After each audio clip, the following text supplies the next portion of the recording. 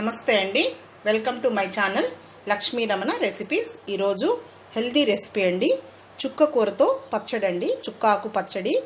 ఇది రైస్లోకి చాలా బాగుంటుందండి, రాగి సంగటిలోకి, అలాగే చపాతీలో కూడా తినచ్చు. ఒక్కసారి కానీ మీరు రుచి చూస్తే మళ్ళీ మళ్ళీ తినాలనిపిస్తుందండి. కాబట్టి తప్పకుండా ట్రై చేయాల్సిన రెసిపీ. కావలసిన పదార్థాలు, తయారీ విధానం ఒకసారి చూసేద్దామండి. చుక్క కూర అండి. ఒక కట్ట తీసుకున్నాను. ఇలా తుంచి వేసుకొని నీట్గా ఒక 4 సార్లు వాష్ చేసేసుకోవాలి. ఈ విధంగా కాడలతో కూడా వేసుకోవాలండి. ఈ కాడలు కూడా ఉడికిపోతాయి. ఆకునేమి కట్ చేసుకోవాల్సిన అవసరం లేదు, డైరెక్ట్గానే వేసేసుకోవచ్చు. ఇది చాలా తొందరగా ఉడికిపోతుందండి. ఈ చుక్క కూర అయితే పుల్లగా ఉంటుంది. చుక్క కూర దీనితో పప్పు చేయొచ్చు, అలాగే చుక్కాకు పచ్చడి, పుల్లకూర చేయొచ్చండి. ఈరోజు మనం చుక్కాకు పచ్చడి చేస్తున్నామండి. ఇప్పుడు మనం ప్రిపరేషన్ చూద్దామండి, ఇంకా ఏమేమి అవసరం అవుతాయో. 10 పచ్చిమిరపకాయలండి, అంటే మీడియం సైజు, మరీ పెద్దవి కాదు. ఇలా చిన్న చిన్న ముక్కలుగా కట్ చేసుకోవాలి. తర్వాత పెద్ద ఉల్లిపాయ ఒకటి చిన్న ముక్కలుగా కట్ చేసుకోవాలి. 10 వెల్లుల్లిపాయలని పొట్టు తీయకుండా ఇలా కొంచెం కచ్చా పచ్చగా దంచి పెట్టుకోవాలి. కొద్దిగా కరివేపాకు, 2 టమాటోలను ఇలా ముక్కలుగా కట్ చేసుకోవాలి. తర్వాత ఇందులోకి 1 టేబుల్ స్పూను వేరుశనగపప్పు అండి, పల్లీలు. ఇప్పుడు మనం తయారీ విధానం చూద్దామండి. ఇప్పుడు ఫస్ట్ గ్యాస్ వెలిగించుకొని ఈ విధంగా ప్యాన్ పెట్టుకొని ఫస్ట్ ఈ వేరుశనగపప్పుని వేయించుకుందామండి. ఇది కొంచెం కచ్చా పచ్చాగా పొడి చేసి పెట్టుకోవాలి. ఈ కూరలో లాస్ట్ యాడ్ చేయాలండి. ఇప్పుడు వీటిని వేయించుకుందాము. ఇప్పుడు పల్లీలు వేగిపోయాయండి. వీటికి పొట్టు తీసుకొని చల్లారిన తర్వాత కొంచెం కచ్చా పచ్చాగా పౌడర్ చేసుకోవాలి. ఇప్పుడు ఇవి తీసి పక్కన పెట్టుకుందామండి. ఇప్పుడు మళ్ళీ అదే ప్యాన్ పెట్టుకొని 1 టేబుల్ స్పూను నూనె వేసుకుందామండి. ఇప్పుడు నూనె వేడెక్కింది. ఇందులో ఆవాలు, మినప్పప్పు, కొద్దిగా జీలకర్ర అండి వేసుకొని ఇప్పుడు వెల్లుల్లిపాయలు, అలాగే పచ్చిమిరపకాయ ముక్కలు, కరివేపాకు వేసుకున్నాము. ఫస్ట్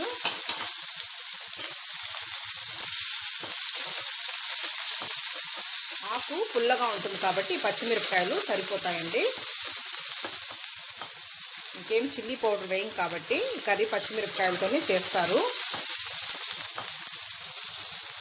ఇప్పుడు పచ్చిమిరపకాయ ముక్కలు కొద్దిగా వేగిన తర్వాత ఉల్లిపాయ ముక్కలు కూడా వేసేద్దాము.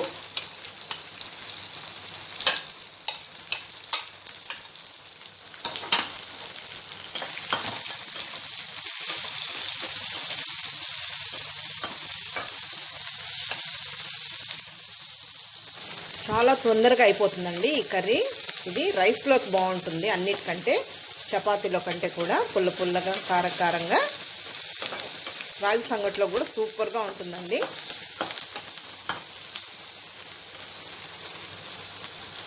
ఉల్లిపాయ ముక్కలు మరి ఎక్కువ వేగకూడదు, ఈ విధంగా ఉండాలి. ఇప్పుడు ఇందులో టమాటో ముక్కలు కూడా వేసేద్దాము.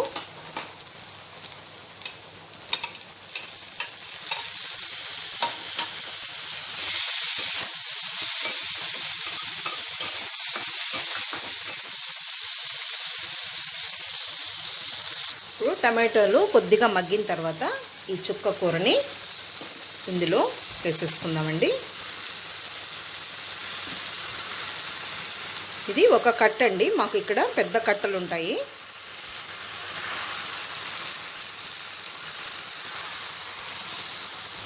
ఇప్పుడు ఆకుకూరనంతా ఇలా ప్రెస్ చేస్తే అందులో ఉన్న వాటర్ అంతా వెళ్ళి కింద అడుగు మాడకుండా ఉంటుందండి. ఇది మగ్గిపోతుందిలేండి ఆకు.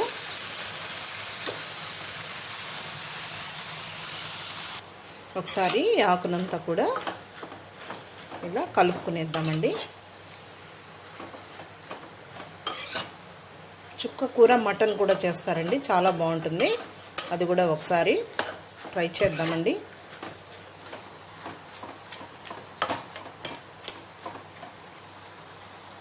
ఇలా ఆకు మగ్గిన తర్వాత ఇందులో ఒక 1/2 టీ స్పూను పసుపు అండి, అలాగే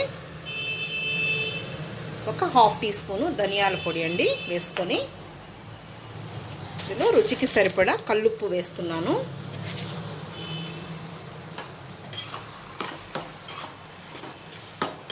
వేసేసుకొని ఆకుకూరని బాగా ఫ్రై చేసుకోవాలండి, బాగా మగ్గించుకోవాలి.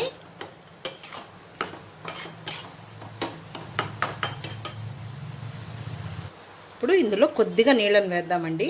నీళ్ళని వేసుకోకుండా కూడా చేసుకోవచ్చు, కొద్దిగా వేద్దాము. ఒక 5 నిమిషాలు బాగా ఉడికించుకోవాలండి ఈ చుక్క కూరని, పచ్చివాసన పోయేంత వరకు.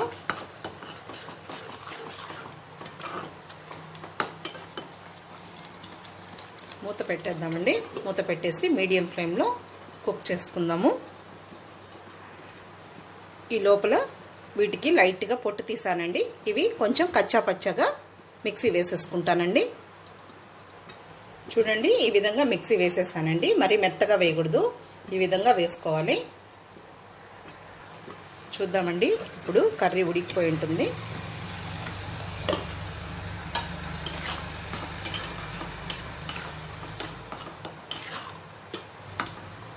ఇప్పుడు స్టవ్ ఆఫ్ చేసేద్దామండి.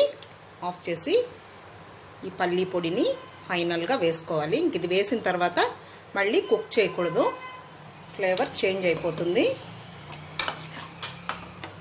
ఇప్పుడు పల్లీలు వేసుకోకుండా అలాగే ఉంచుకొని బిర్యానీలోకి సర్వ్ చేసుకోవచ్చండి, చాలా బాగుంటుంది. పల్లీలు వేస్తే కూడా ఇంకా చాలా బాగుంటుంది. అంతే అండి, ఆ వేడికి సరిపోతుంది.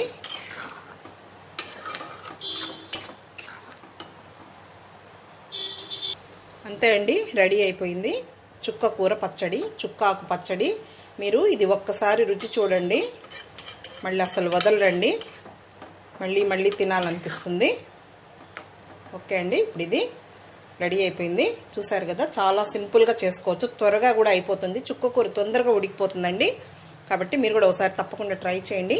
ఈ వీడియో మీకు నచ్చినట్లయితే నా యూట్యూబ్ ఛానల్ లక్ష్మీ రమణ రెసిపీస్కి కొత్తగా చూస్తున్న వారైతే సబ్స్క్రైబ్ చేసుకోండి. నచ్చితే లైక్ చేయండి, షేర్ చేయండి. ఇంకొక వంటతో మళ్ళీ కలుద్దామండి. నమస్తే.